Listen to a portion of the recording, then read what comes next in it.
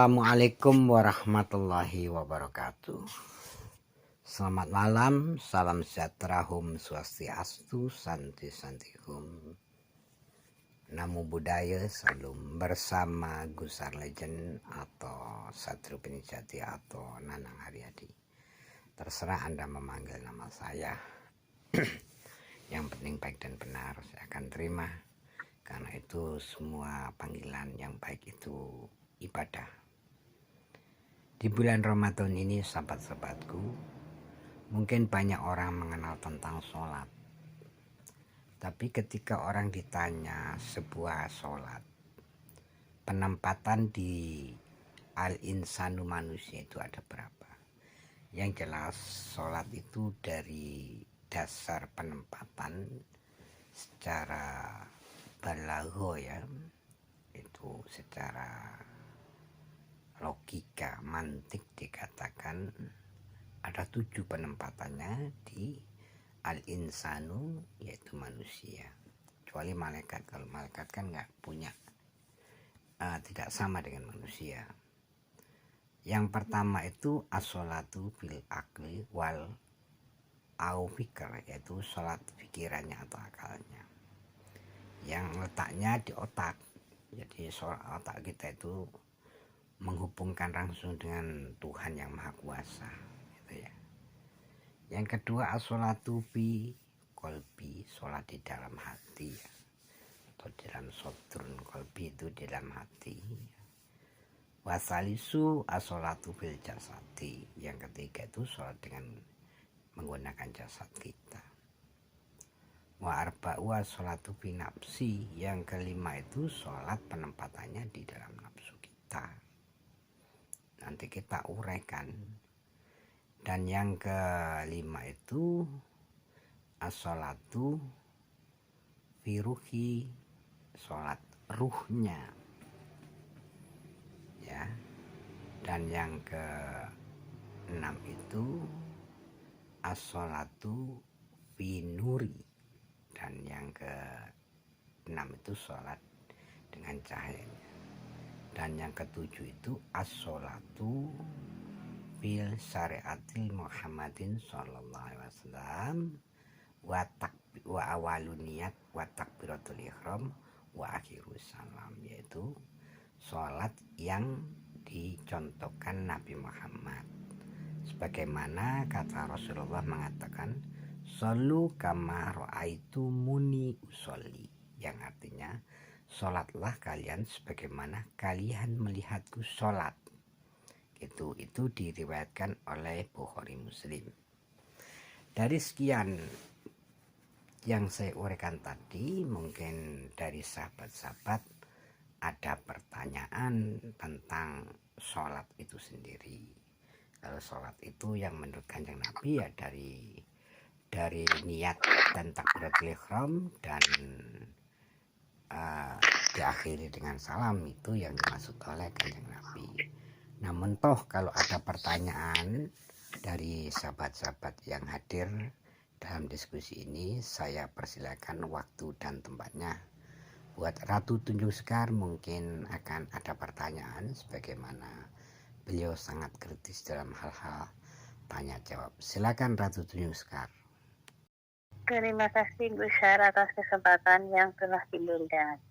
Assalamualaikum warahmatullahi wabarakatuh.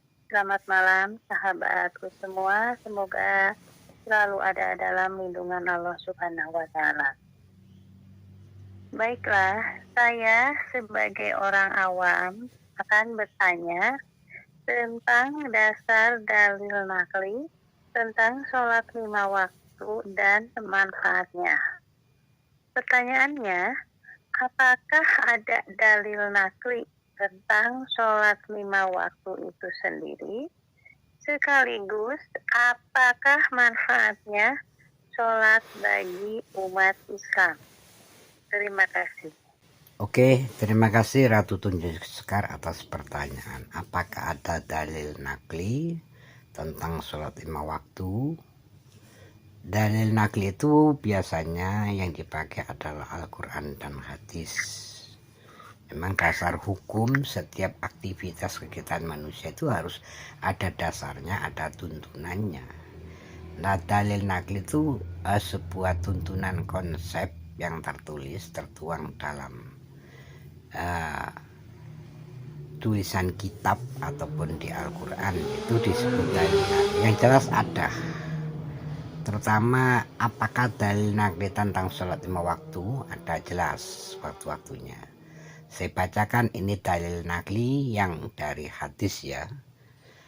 1. Waktu duhuri idza zalati samsa malam yahduril asr. Yang artinya hadis diriwayatkan Muslim, rawi Muslim ya. Waktu duhur ialah apabila tergelincir matahari ke sebelah barat selama belum datang waktu asar. Yang kedua, waktu asri malam taghrubi samsu, diriwayatkan oleh rawi Muslim, yang artinya asar waktunya sebelum terbenam matahari ya. Dan yang ketiga, waktu maghribu malam yakbi syafaq, yang artinya maghrib waktunya sebelum hilang syafaq. Itu hadis riwayat Muslim. Dan yang keempat itu laisa fi naumi taqridu innama tafridu ala man lam yusalli sholatu hatta yadkhulu waqtul akhir. Yang artinya tidur itu tidak sia-sia, tetapi sesungguhnya yang sia-sia ialah orang yang tidak sholat hingga masuk pula waktu sholat yang lain, riwayat Muslim. Pengertian hadis ini ialah apabila habis waktu duhur datanglah waktu asar dan seterusnya, kecuali antara subuh dengan sholat duhur, karena ada dasar yang lain. Rasulullah SAW bersabda, waktu sholat subuhi min tulu'il fajri malam yata'il samsu, yang artinya waktu sholat subuh ialah dari terbit fajar selama sebelum ufuk matahari, gitu ya. Nah, itulah dalil nakli tentang sholat 5 waktu. Makanya sebagian mewajibkan, ulama-ulama ini memang itu wajib hadis ya kan, dan mempunyai dalil yang beraneka ragam. Nah, kalau membahas kemanfaatannya itu di dalam surat Al-Ankabut surat ayat ke-45 itu Allah berfirman, utslu ma uhiya ilaika minal kitabi wa aqimus sholah inna sholata tanha anil fahsya'i wal munkar walladzikrullahi akbar wallahu ya'lamu ma tasna'un, yang artinya bacalah apa yang telah diwahyukan kepadamu, yaitu Al-Quran, Alkitab ya, dan dirikan sholat. Sesungguhnya sholat itu mencegah dari perbuatan keji dan mungkar. Dan sesungguhnya mengingat Allah, sholat adalah lebih besar keutamanya daripada ibadat-ibadat lain. Dan Allah mengetahui apa yang kamu kerjakan. Jadi manfaatnya di samping dalil itu dalil nakli Quran, dan manfaatnya juga begitu juga tentang sholat 5 waktu. Dalil Quran itu memang ya di antara surah Al-Kabut ayat 45 itu. Jadi manfaat dari sholat itu mencegah perbuatan keji dan mungkar. Jadi kalau orang sholat itu masih melakukan kemungkaran dan kekejian, berarti belum berfaedah, bermanfaat. Sementara kalau dia betul-betul sholat, ya, itu akan mencegah, ini Tuhan yang berfirman, mencegah keji, perbuatan keji dan mungkar. Jadi tolak ukur sholat itu kemanfaatannya secara dalil nakli adalah segala sesuatu yang sifatnya keji dan mungkar tercegah, gitu ya. Nah sebaliknya, namun kalau sholat itu sebagai kamuflase untuk menutupi diri, kan ada juga orang belakang sholat dan sebagainya, tidak sholat betul sesungguhnya ingin menghadap Allah, hanya Allah dijadikan untuk kepentingannya, untuk mengelabui.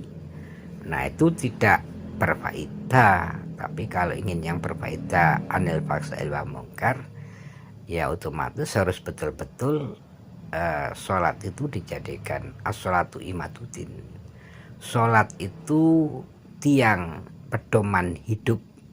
Jadi menyangga kehidupan itu sholat, bukan harta, bukan tata, bukan popularitas, bukan yang lain, tapi sholat. Nah disitulah kita bisa mengkaji.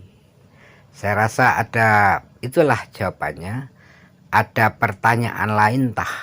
Ya karena mungkin itu jawabannya, maka saya akhiri diskusi ini. Usikum wa nafsi bittaqwallah. Kalau ada kebenarannya datangnya dari Allah, kalau ada kekhilafan dan kesalahan itu karena kefakiran ilmu saya. Usikum wa nafsi bittaqwallah, wallahu muwaffiq ila aqwamit thoriq. Assalamualaikum warahmatullahi wabarakatuh.